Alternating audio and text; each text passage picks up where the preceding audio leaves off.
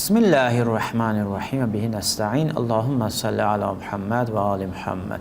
Selamun aleykum ve rahmetullah. Əziz dostlar, hər vaxtınız xeyir olsun.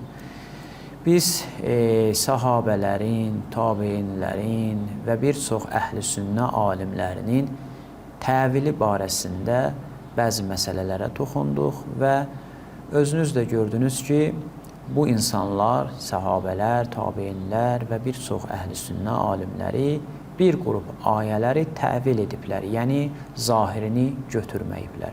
Bugünkü verilişimizdəki bu bəhsimiz artıq sonuncu bəhsdir inşallah. Təqribən bundan sonra keçəcəyik o dediyimiz 10 dənə ayənin araşdırılmasına. Vəhabilərin öz təvilinə toxunacaq ki, vəhabilər də bəzən təvil ediblər. Hansı ayələri gəlin birlikdə bəzilərinə nümunə olaraq baxaq. O ayətdə ki, Allah Təbarək və Teala buyurur: "Və huve ma'akum aynə ma kuntum, ya huve ma'ahum aynə ma kanu, innəni ma'akuma əsma'u və ərə" filan. Burada deyirlər ki, yəni elmi əhatəsi var. Allah Teala ki, sizinlədir, yəni elmi baxımdan sizinlədir. Niyə təvil edirlər? Çünki Allah Təbarək və Teala digər ayədə buyurur ki, o ərşin üzərindədir. Deməli, bəzən təvil etməyə məcbur olursunuz. Biz də deyirik ki, bir qrup ayələr ki, siz onun zahirini götürürsünüz, orada da təvil etməlisiniz. İndi təvil mümkün deyil, inşallah birlikdə baxarıq, məxsusən o iki əlimlə xəlq elədim, ya Allahın iki əli açıqdır ayələri inşallah birlikdə oxuyacaq, Allahın izni ilə. Bu İbn Teymiyyə və digərlərdə bu təvili ediblər, onun üzərindən keçirik, çünki qəbul edirlər. Ya məsələn, siz baxsanız görərsiniz ki, Allah və mən kəlmələrini nəzərdə tuturlar. Yəni deyirlər, burada bir şey var. Baxın, deyir ki, və huvəl-ləzi fis-səma ilahun və fil-ardı ilahun. O, göylərdə ilahdır və yerdə ilahdır. Burada, yəni budur ki, göylərdədir, həm göylərdədir, həm yerdədir. Deyirlər, yox, yerdə deyil axı Allah onlara görə. O göylərdədir. Deyirlər, və huvəl-ləzi ilahun mən fis-səma. Yəni, göylərdə olanların ilahıdır. Yerlərdə olanların ilahıdır. Baxın, məni təqdirdə tuturlar. Deyirlər ki, burada mən olmalıdır. Ya, və huvəllahu fis-səmavati və fil-ərz. Allah, özü artıq burada Allah kəlməsi gəlib. Allah göylərdədir və yerdədir. Yəni, bu açıq aydın demirmi Allah həm göylərdədir, həm yerdədir. Və huvəllah, ya o Allahdır, fis-səmavat, göylərdə də Allahdır və fil-ərz və yerdə də Allahdır. Yəni, mənası nədir? Deyirlər, burada təvil etmək lazımdır. Necə təvil edək? Deyək ki, huvəllahu mən fis-səmavat. Yəni, o göylərdə olanların Allahıdır, yerlərdə olanların Allahıdır. Təvil edirlər. Baxın, bu da sizin təviliniz. Ya məsələn, Allah Təbarək və Teala ilə bağlı o cəm şeylər ki, gəlib, deyirlər ki, məqsəd müfrəddir, təvil edirlər. Ya bəzən, hətta bir hərfi də belə başqa cür məna edirlər. Məsələn, Quran-ı Kərimə baxanda görürük ki, Quran-ı Kərim Allah Təbarək və Teala barəsində buyurur ki, əmintum mən fis-səmə, göydə olandan özünüzü amanda hiss edirsiniz, ən yaxsfə bikumul ərz, ki, yer sizin üzərinizdə aşsında. Burada bir məsələyə toxunaq. Əgər bunun zahirini götürsək, yəni Allah Teala göyün içindədir. Fiinin mənası zərfiyyətdir yaxı. Deyirlər, yox, bunu məna eləyə bilmərik. Çünki Allah ki, göydə deyil. Allah göyün üstündədir, fövqündədir. Ona görə fiini burada deyirlər, fi o mənanı vermir. Fi yəni əla. Yəni, əmintum əla mən, əla səma. Yəni, siz özünüz də görürsünüz, bu təvil qəbul etmir. Bunu təvil etmək çox çətindir.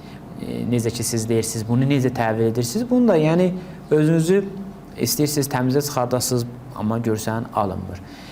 Ya digər ayələrdə də var ki, bu məsələyə işarə olunub ki, İbn Teymiyyə deyir ki, burada nə etmək lazımdır? Zərfiyyət kimi götürmək olmaz bunu. Çünki Allah Təbarək və Teala asmanda deyil ki, bunu o cür götürmək olmaz.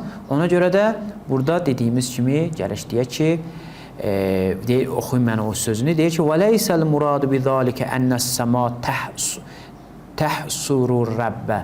Deyir, bunun mənası o deyil ki, səma, göy Allah Təbarək və Teala'nı əhatə eləyib və təhvi onu ehtiva edib.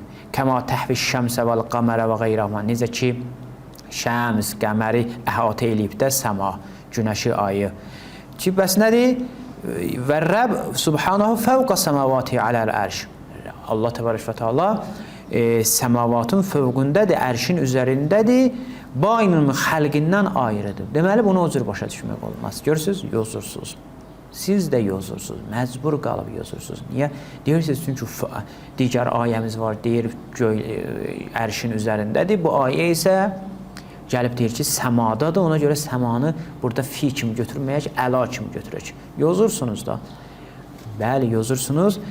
Biz də deyirik ki, o ayələr ki, siz nisbət verirsiniz, təkrarlayıram bu sözü, o ayələrdə də nöqsan var. Digər ayədə ki, deyir, ləysə kəmislihi şey, yəni sən desən Allahın əli var, yəni mislihi şey olur. Orada qeyd vurmaqla heç nə düzəlmir. Ki, necə ki, bu barədə danışmış. Hətta Allahın vəcihini də gəlib təvil edirlər. Kullu şeyin halikun illa vəcih, hər bir şey həlak olacaq Allahın vəcihindən başqa. İbn Teymiyyə deyir ki, vəcihdən başqa məqsəd, yəni qiblə, yəni cəhət. Necə ki, bunu digər əhl-i sünnə alimlərindən də oxumuşduq. Və həmçinin digər təvilləri var. Məsələn, Allahın cənbi, yəni cənb, yəni tərəf də deyək ki, əgər desək, Allahın cənbi var, ya həsrətə alə mağfərətə fi cənbillah, ki, Allahın cənbində deyir ki, mən elədim də səhlənkarlıq göstərdim. Deyirlər ki, cənbdən məqsəd bizim başa düşdüyümüz cənb deyil, yəni haqdır, Allahın haqqında, bu cəhətdə, bu yöndə mən nə elədim? Səhlənkarlıq göstərdim. Gördüyünüz kimi nə qədər nümunələr var ki, bunlar özləri də təvil ediblər. Ya məsələn, hətta yədi də təvil ediblər ki, inşallah danışacaq. Ki, deyirlər, bəstul yəd, ki, ayə ki var, bəl yədahu məbsutatan, deyirlər ki, burada bəli, 2 dənə əli var, amma məqsəd nədir? Məqsəd budur ki, yəni Allahın əli açıqdır, mənası nədir? Yəni, bəxşiş edəndir. İnşallah bu barədə geniş danışacaq istiyorlar, ona görə çox dayanmır. Və sonuncu təvili də həbil məsələsidir. Ki, Quran-ı Kərim buyurur, və ətəsimu bi həbilillahi cəmiən, Allahın ipindən möhkəm yapışın, yəni Allahın itaətindən, yəni Qurandan, yəni müsəlmanlardan, icmadan filan, neçə dənə təfsirləri var da, möhkəm yapışın. Deməli, təvil ediblər ipdə. Niyə deyirlər? Çünki deyirlər, ip məxluqa da məxsusdur, Allaha da məxsusdur, ona görə ona nisbət vermək olmaz, nöqsandır. Biz də deyirik ki, əl də deyildir. Gedin siz lüğət kitablarına baxın, Lisanül Ərəb və digər kitablarına, inşallah əl barəsində növbəti verilişimizə qədər. Görün, ələ tərif verəndə necə tərif veriblər? Əl ilk dəfə qurulanda, adlananda nə üçün qurulub? Lüğət, Lisanül Ərəb və digərlərinə müraciət edin. İnşallah bu barədə danışarıq. Vəssalamu aleykum və rəhmətullahi və barakatuhu.